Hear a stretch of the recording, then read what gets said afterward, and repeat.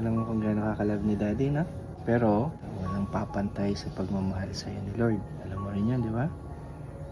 Pero pagtanda mo, I want you to have your own family.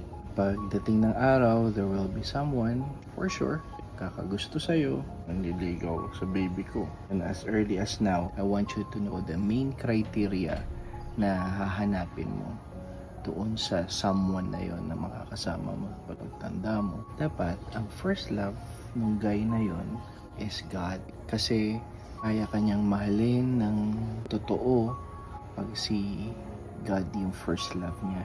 Above all things, si God na talaga yung dapat mahal. Kasi if that guy would love you kasi maganda ka lang, paano kung pumangit ka na? Mahal ka nung guy kasi napakabait at napaka-sweet mo. Paano kung may tantrums ka na? Paano kung may menstruation ka na tapos laging mainit ang ulo mo?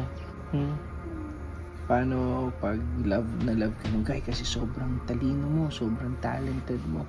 Pero paano pag tanda mo, nawala na yun, nakalimutan mo na yung mga pinag-aralan mo, hindi ka na ganun ka galing sumayaw or mag-draw, o yung skills mo unti-unti nang nawala.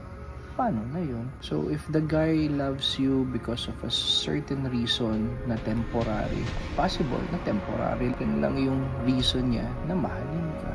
Pag nawala na yung reason na yun, baka mawala na rin yung pagmamahal niya sa'yo. But if that guy would love you because of a reason na hindi temporary, na constant, which is si God, hindi rin mawawala yung pagmamahal niya sa'yo, na kahit pa tumanda ka na, kahit na hindi ka nakamahal-mahal, kahit na pumangit ka, kahit na tumaba ka, walang reason na makakapagpahinto sa kanya ng pagmamahal niya sa'yo. He can forgive you, He can love you, He can do anything for you because it's part of His worship to God na mahalin ka.